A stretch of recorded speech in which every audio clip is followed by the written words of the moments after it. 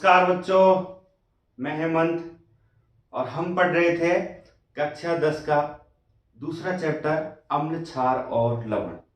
पहले के वीडियो में अपने पहले भाग में अम्ल और क्षारक को पढ़ लिया था, इनके रासायनिक गुणधर्म पढ़े हमने। अब हम पढ़ने वाले हैं लवण। दूसरा भाग है इसका जिसमें हम पढ़ेंगे लवण। इसमें हम लवण पढ़ने वाले हैं। तो हमने जो पहला पार्ट था उसमें अम्ल और क्षारक की क्रिया से लवण प्राप्त किया, धातु के साथ में क्रिया करवाई तो लवण प्राप्त किया, धातु ऑक्साइड अधातु ऑक्साइड के साथ में अम्ल क्षार की अभिक्रिया की और क्या प्राप्त किया, लवण प्राप्त किया। अब यहाँ पर हम लवण की बात करने वाले हैं। तो सबसे पहले मैं यहाँ पे कुछ लवण लिख रहा हूं, जैसे NaCl, NaHCO3, Na2CO3, K2SO4,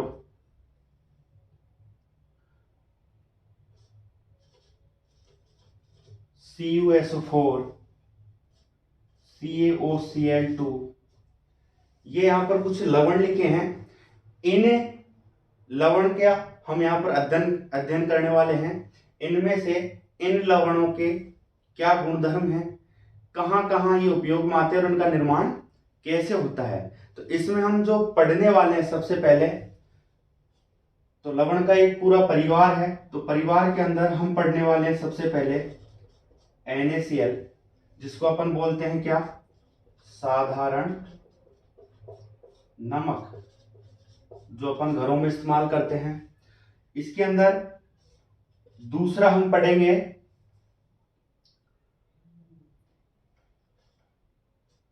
क्लोर क्षार प्रक्रिया। बहुत ही महत्वपूर्ण प्रक्रिया है। इसके बाद में हम पढ़ेंगे बेकिंग सोडा, उसके बाद में कास्टिक सोडा, जिसे अपन धवन सोडा भी बोलते हैं। इसके बाद में हम पढ़ेंगे क्रिस्टलन जल। ये हम लवण परिवार के अंदर पढ़ने वाले हैं। इससे पहले वाले वीडियो में हमने अम्ल क्षारक को पढ़ लिया। उससे संबंधित जो भी प्रश्न रहे हो वो हमें कमेंट करके जरूर बताएं, और पहले वाले पार्ट की भी मैं लिंक इस वीडियो के डिस्क्रिप्शन में दे दूंगा, तो वहां से जाकर आप पहला वाला जो भाग है वो देख सकते हैं। तो चलो शुरू करते हैं। शुरू करने से पहले एक छोटी सी बात है कि लवण अपन पढ़ने वाले हैं।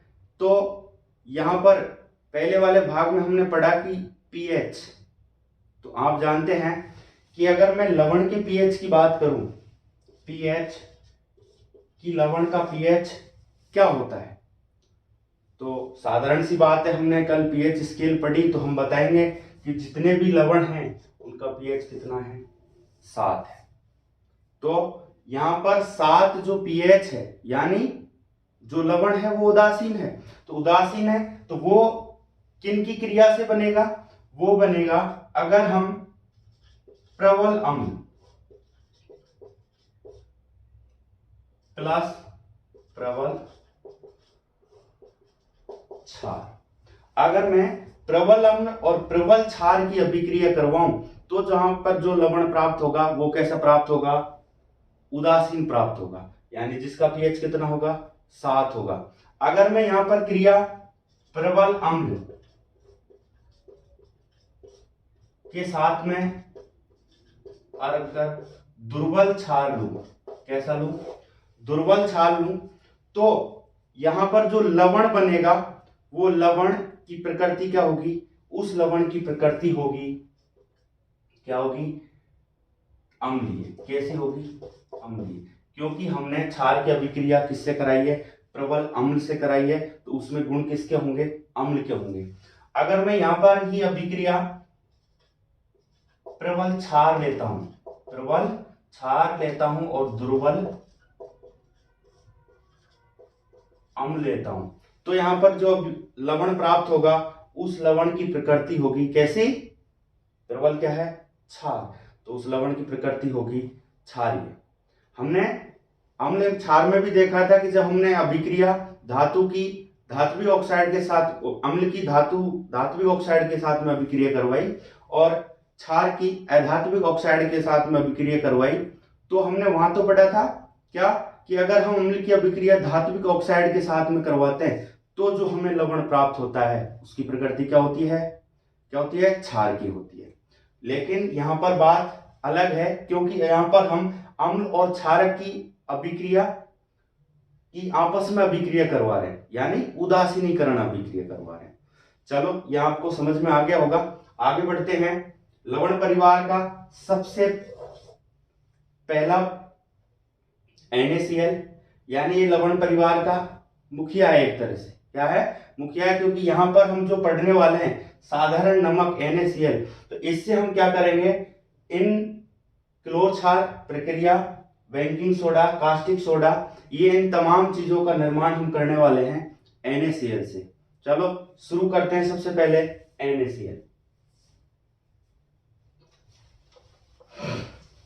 मैंने ये जो लवण लिखे हैं इनके आप नेम, इनके नाम कमेंट करके जरूर बताएं इनके क्या नाम हैं।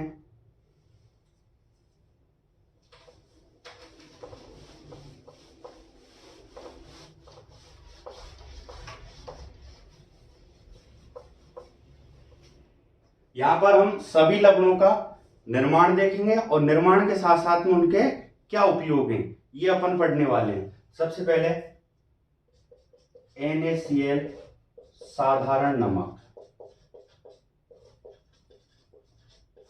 जिसको अपन क्या बोलते हैं? Sodium chloride. Sodium chloride. तो सबसे पहले इसका निर्माण करते हैं, और इसका निर्माण हम किसके साथ में करते हैं कि जब NaOH की क्रिया HCl के साथ करवाते हैं तो हमें क्या प्राप्त होता है? हमें प्राप्त होता है NaCl। NaOH प्लस HCl क्या बनेगा? NaCl प्लस क्या बनेगा? H2। यानी वही, अगर हम अम्ल क्षार की अभिक्रिया देखें तो अम्ल, क्षार, अम्ल, लवण और जल प्राप्त होता है। ये उदासीनीकरण अभिक्रिया है, तो इसके माध्यम से हम प्राप्त करते हैं नमक NaCl।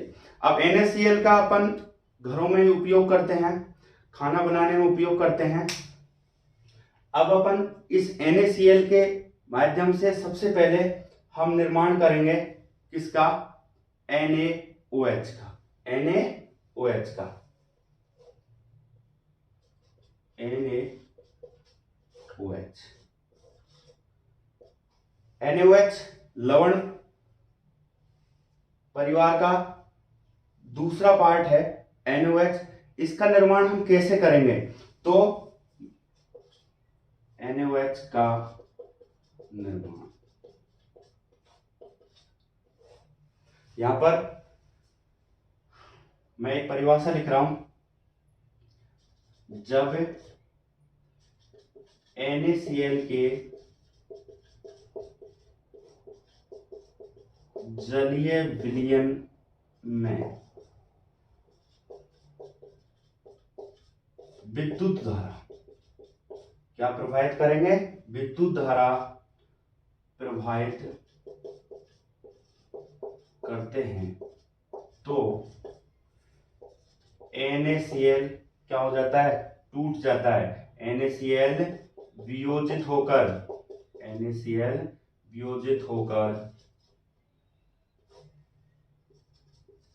NaOH का निर्माण करता है। किसका करता है? तो अब यहां पर जो ये NaOH प्राप्त किया है हमने, ये प्राप्त किया है NaCl से। कैसे प्राप्त किया है कि जब NaCl के जलीय विलयन में हम क्या प्रवाहित करते हैं, विद्युत धारा प्रवाहित करते हैं, तो हमें क्या प्राप्त होता है, NaOH प्राप्त होता है। और यह किस प्रक्रिया के द्वारा प्राप्त होता है, तो हम इस प्रक्रिया को क्या कहते हैं, क्लोर क्षार प्रक्रिया। क्या कहते हैं, क्लोर क्षार प्रक्रिया कहते हैं। क्यों कहते हैं क्लोर क्षार प्रक्रिया? क्योंकि इसमें क्लोरीन और क्षार के साथ में आपस में अभिक्रिया होगी, उनके माध्यम से हम NaOH का निर्माण करते हैं। तो सबसे पहले हम समझते हैं क्लोर क्षार प्रक्रिया।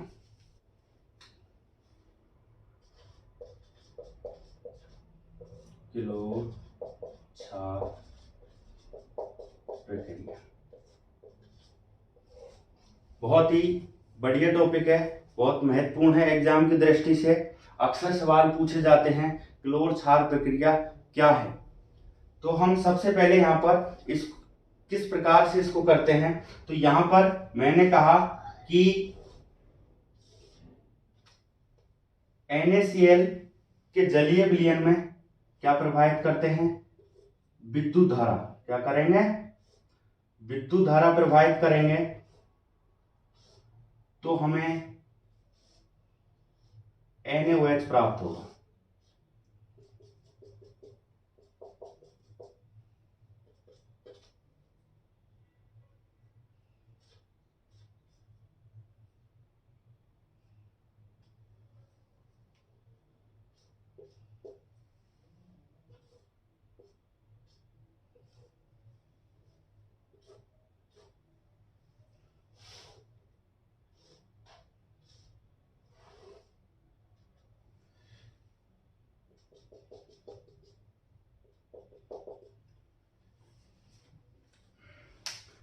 ये इसका डायग्राम है, यानी हमने एक सेटअप तैयार किया है जिसमें एक बॉक्स में 2 इलेक्ट्रोड लगाए हैं, एक है एनोड और एक है कैथोड। बहुत ही बढ़िया प्रश्न है, अच्छे से समझना। एनोड और कैथोड लगाए हैं, उसके साथ में इसके अंदर हम प्रवाहित करेंगे NaCl। क्या प्रवाहित करेंगे, NaCl, और उसके साथ में जल, यानी NaCl का जलीय विलयन। ये यहां पर इसमें हमने डाल दिया है।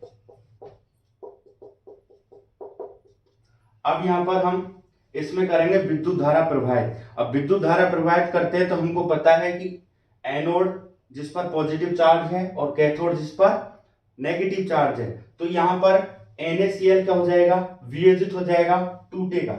अब ये कैसे टूटेगा कि NaCl में Na+ और Cl-, तो Cl तो किधर की तरफ आएगा, यानी नेगेटिव और पॉजिटिव चार्ज दोनों आपस में एक दूसरे को आकर्षित करेंगे, तो Cl तो आएगा, Cl- किधर की तरफ आएगा, एनोड की तरफ, और Na+ किधर जाएगा, कैथोड की तरफ। अब NaCl के साथ में जल है तो जल भी वियोजित होगा, तो जल का OH- एनोड की तरफ और H+ कैथोड की तरफ जाएगा। तो यहां पर जो ये क्लोरीन गैस है ये किधर की तरफ आई है, एनोड की तरफ। तो ये एनोड की तरफ का जो क्षेत्र है, निकास द्वार है, यहां से क्लोरीन गैस बाहर निकलेगी, और इधर से जो हाइड्रोजन गैस जल से टूटकर अलग हुई है, ये यहां से अलग होगी, H2। अब यहां से क्या बचा, हाइड्रोजन निकल गया, Cl निकल गया, बचा क्या, Na और OH, यानी नमक के साथ क्या निकलेगा इधर, NaOH, नमक के साथ NaOH। तो ये प्रक्रिया है क्लोर क्षार प्रक्रिया। यहां पर छोटे छोटे प्रश्न पूछे जाते हैं कि क्लोरीन गैस कहां प्राप्त होगी, तो क्लोर क्षार प्रक्रिया में कहां प्राप्त हो रही है, एनोड पर। कहाँ हो रही है? एनोड पर। और हाइड्रोजन गैस कहाँ प्राप्त हो रही है? कैथोड पर। कहाँ प्राप्त हो रही है? कैथोड पर। अच्छे से समझा होगा। अब यहां पर हमें नमक इधर NOH और यहां पर दो हमें उत्पाद के रूप में गैसें प्राप्त होती हैं, क्लोरीन गैस और हाइड्रोजन गैस। तो अपन अक्सर क्लोरीन गैस जो प्राप्त हुई है उसका उपयोग कहाँ करते हैं?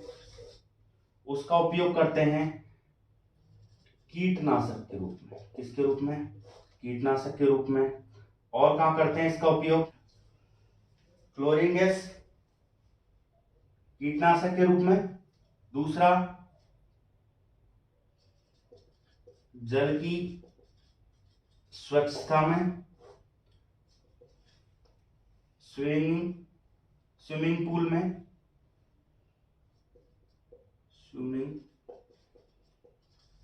स्विमिंग पूल में, CFC, PVC, इन सभी में इसका उपयोग किया जाता है क्लोरीन का। इधर प्राप्त हुआ है हमें हाइड्रोजन गैस, तो इसका उपयोग करते हैं हम ईंधन में, खाद में, अमोनिया प्राप्त करने के लिए,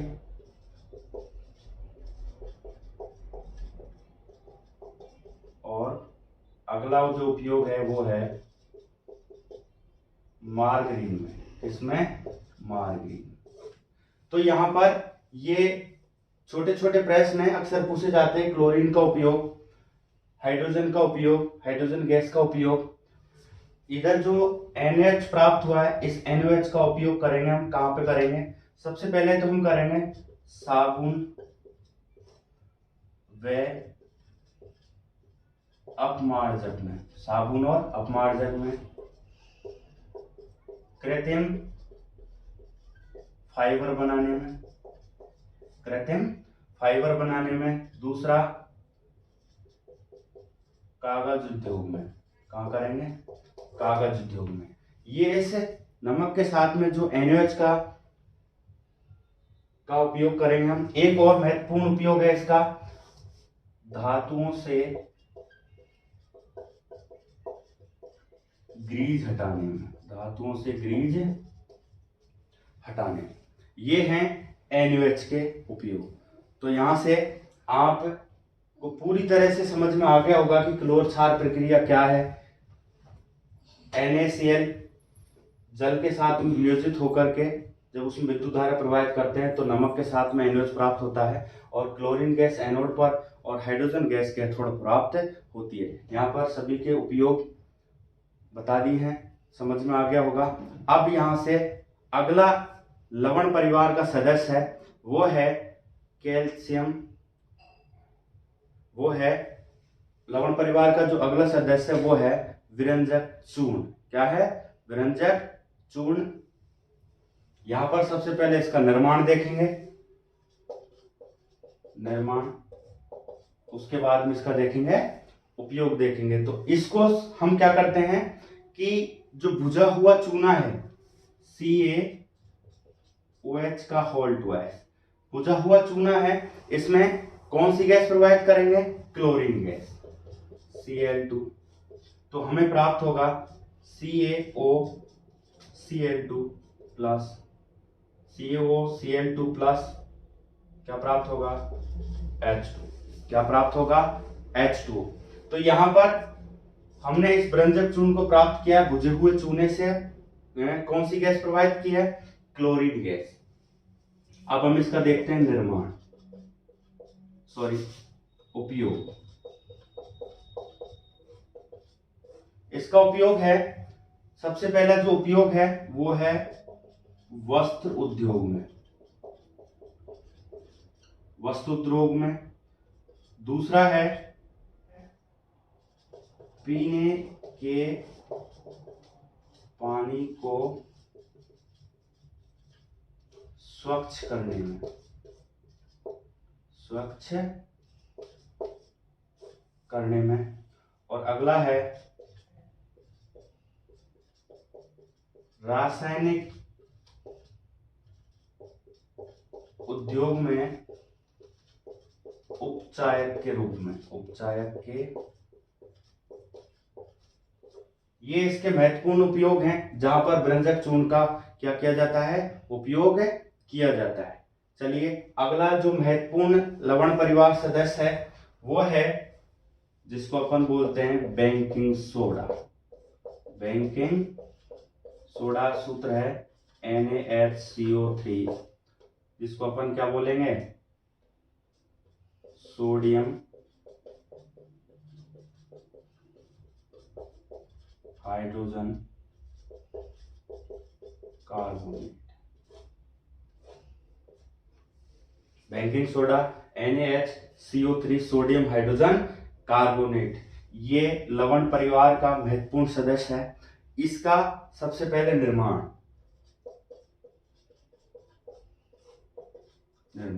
इसके बारे में बता दूं, ये इसका उपयोग अपन घरों में काफी करते हैं। जैसे कोई भोजन बनाना है तो जैसे खस्ता भोजन या भोजन को जल्दी पकाना है तो हम उसमें क्या है, थोड़ा सा क्या डाल देते हैं, बेकिंग सोडा। इसको अपन और क्या बोलते हैं, मीठा सोडा। क्या बोलते हैं, मीठा सोडा। इसको मिला देते हैं तो हमारा जो भोजन बनता है वो बहुत खस्ता बनता है।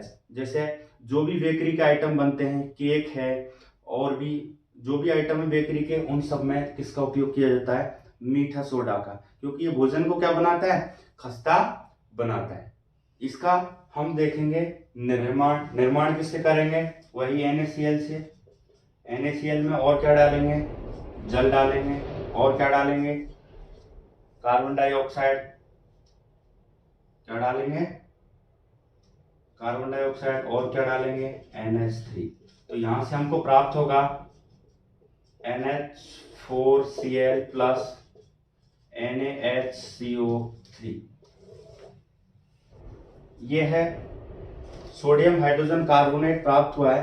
अब इसका हम यहाँ पे देखेंगे ऊष्मीय प्रभाव। क्या देखेंगे, ऊष्मीय प्रभाव। ऊष्मीय प्रभाव क्यों देखेंगे, क्योंकि अपन भोजन बनाते समय क्या ऊष्मा देते हैं। ऊष्मा देने के बाद में जो हमारा भोजन बनता है वो कैसा बनता है, स्पंजी बनता है, खसखसा बनता है। तो यहाँ पर NaHCO3 को जब हम ऊष्मा देते हैं तो ऊष्मा देने पर ये Na2CO3 plus CO2 plus H2 प्राप्त होता है। यानी कौन सी गैस निकलती है, कौन सी निकलती है, इसको इधर लिख देते हैं, H2O प्लस CO2 गैस निकलती है। तो इस जो CO2 गैस है ये जब उस किसी भोजन या व्यंजन में से निकलती है तो उसको क्या कर देती है, वो स्पंजी बना देती है, फुला देती है। यह है इसका ऊष्मीय प्रभाव। अब बात करते हैं इसके उपयोग की।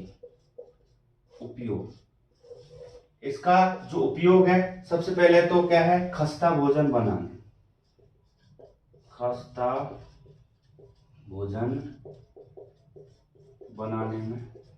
दूसरा, इसका उपयोग हम एंटासिड के रूप में भी करते हैं, के रूप में। कैसे, क्यों, क्योंकि ये कैसा होता है, इसकी जो प्रकृति होती है वो होती है क्षार की प्रकृति होती है। कैसी होती है, क्षार की प्रकृति होती है। तो इसका उपयोग हम एंटासिड के रूप में भी कर लेते हैं। ठीक है, ये इसका उपयोग है। इसके बाद में और एक उपयोग और है जो हमने यहां पर प्राप्त किया था, Na2CO3 यानी कि सोडियम कार्बोनेट के निर्माण में, सोडियम कार्बोनेट के निर्माण। अब ये जो सोडियम कार्बोनेट है इसी को क्या बोलते हैं अपन, कास्टिक सोडा। क्या बोलते हैं, कास्टिक सोडा। तो एक लवण परिवार का निर्माण तो यहीं से हो गया, Na2CO3 यानी कि धोने का सोडा या कास्टिक सोडा। तो हमारा अगला जो लवण परिवार का सदस्य है वो भी क्या है, sodium carbonate.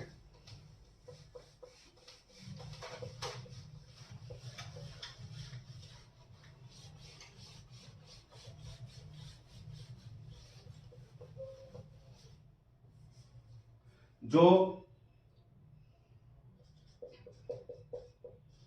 Caustic soda Na2CO3। ये जो अगला लवण परिवार का सदस्य है, इसका निर्माण हमने देखा था कि किससे किया, हमने निर्माण किया किससे, बेकिंग सोडा से। किससे किया, बेकिंग सोडा से। लेकिन जो बेकिंग सोडा से हमें जो ये Na2CO3 प्राप्त हुआ था, ये पूर्ण रूप में कास्टिक सोडा नहीं है। इसका क्या करते हैं, हम क्रिस्टलीकरण करते हैं। जो ये हमें बेकिंग सोडा से Na2CO3 प्राप्त हुआ था, इसका करते हैं हम क्रिस्टलीकरण। और क्रिस्टलीकरण करने के बाद में हमें प्राप्त होता है Na2CO3। ये ओरिजिनल में क्या है, कास्टिक सोडा। छोटा सा प्रश्न बन गया कि बेकिंग सोडा से जो सोडियम कार्बोनेट प्राप्त होता है, तो उसकी किस प्रोसेस या किस क्रिया के बाद में हमें वास्तविक कास्टिक सोडा प्राप्त होता है, और वो है क्रिस्टलीकरण। वो क्या है, क्रिस्टलीकरण। अब इसके देखते हैं उपयोग। क्या देखेंगे, उपयोग। उपयोग है कांच निर्माण में। इसमें कांच निर्माण में। अगला है सफाई में। अगला है सफाई में। इसके बाद में है बोरेक्स जैसे सोडियम निर्माण में। और अगला एक महत्वपूर्ण उपयोग है इसका, जल की स्थायी कठोरता दूर करने में। जल की स्थायी कठोरता दूर करने के लिए भी हम किसका निर्माण करते हैं, कास्टिक सोडा का इस्तेमाल करते हैं। अब यहां पर कास्टिक सोडा में जो हमने क्रिस्टलीकरण किया था, क्रिस्टलीकरण करने का मतलब है कि यहां पर हमने क्या मिलाया, क्रिस्टलीकरण का मतलब है यहां पर हमने मिलाया इसमें जल। तो यहां पर जो Na2CO3, तो क्रिस्टलीकरण के द्वारा हम इसमें मिलाएंगे 10 जल के अणु। 10 जल के अणु और हमें प्राप्त होगा Na2CO3.10H2। क्रिस्टलीकरण की क्रिया के द्वारा यहां पर हमने 10 जल के अणु मिलाए, तो ये 10 जल के जो अणु हैं ये कहलाते हैं क्रिस्टलन जल का अणु। क्या कहलाते हैं, क्रिस्टलन जल का अणु। तो अगला जो हमारा लवण परिवार का जो महत्वपूर्ण बिंदु है वो है क्रिस्टलन जल। क्या है, क्रिस्टलन जल।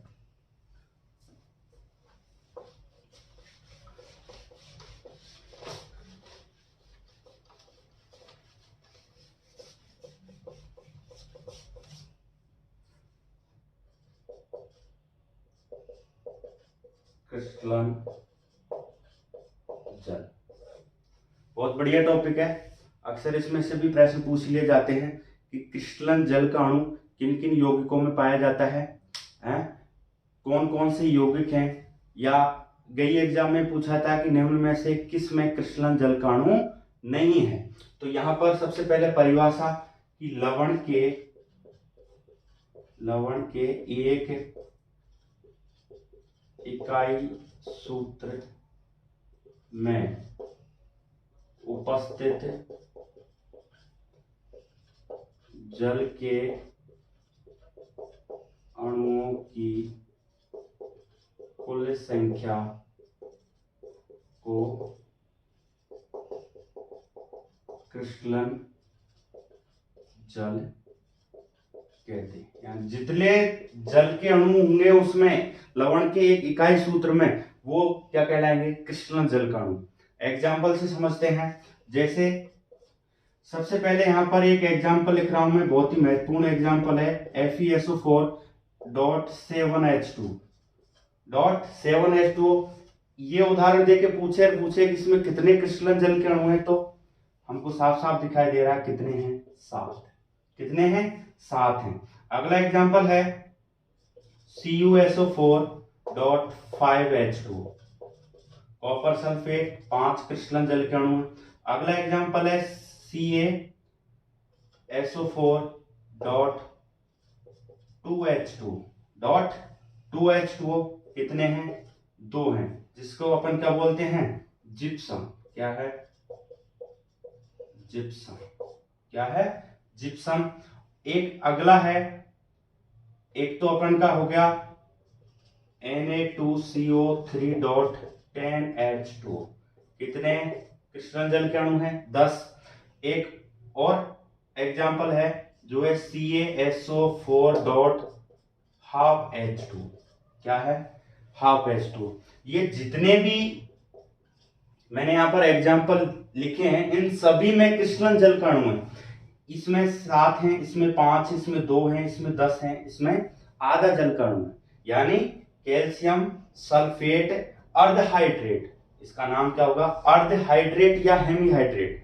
हेमीहाइड्रेट या अर्धहाइड्रेट का मतलब है कि इसमें जल का आधा अणु है और इसका नाम है, क्या नाम है? POP। क्या नाम है? POP। इसका नाम आप जानते ही, कास्टिक सोडा। इसका नाम है कॉपर सल्फेट। Copper sulphate. इसका नाम है फेरस सल्फेट। तो ये हमारे क्रिस्टल जल के कुछ एग्जाम्पल्स हैं। हर बार पूछ लिए जाते हैं कि भाई निम्न में से किस में क्रिस्टल जल का अणु नहीं है, निम्न में से कितने क्रिस्टल जल के अणु हैं। तो ये उनके एग्जाम्पल हैं। अब अंत में ये जो एग्जाम्पल लिखा हुआ है POP, क्योंकि इसको अपन क्या है कि अक्सर घरों में इस्तेमाल करते हैं, अपन बार बार सुनते हैं कि POP पूरा नाम क्या है? Plaster of Paris. क्या नाम है? Plaster of Paris. तो इसकी अपन छोटी सी देख लेते हैं। वैसे हमारा जो भाग है समाप्ति की ओर है। अब जो भी कोई डाउट्स हैं हमें कमेंट करके जरूर बताएं, ताकि हमें पता चले कि आपको कौन कौन सी दिक्कतें आ रही हैं, कौन कौन से प्रश्न छूट रहे हैं आपके। वैसे अक्सर अपन रिवीजन कर रहे हैं, तो रिवीजन में हम कोई भी चीज नहीं छोड़ रहे हैं। सभी एग्जाम्पल्स और जो भी महत्वपूर्ण टॉपिक्स हैं हम उनको ले रहे हैं। तो यहाँ पर जो POP है, plaster of Paris, plaster of Paris, सूत्र है CaSO4 डॉट हाफ H2O, यानी आधा जल का अणु है। तो इसको क्या करते हैं अपन? क्या मिलाएंगे? इसमें पानी मिलाएंगे। क्या मिलाएंगे? पानी मिलाएंगे। और पानी कितना मिलाएंगे? 1.5। क्या मिलाएंगे? 1.5 गुना पानी मिलाएंगे और ये बन जाता है CaSO4 डॉट 2H2। ये क्या बन गया? जिप्सम। क्या बन गया? जिप्सम।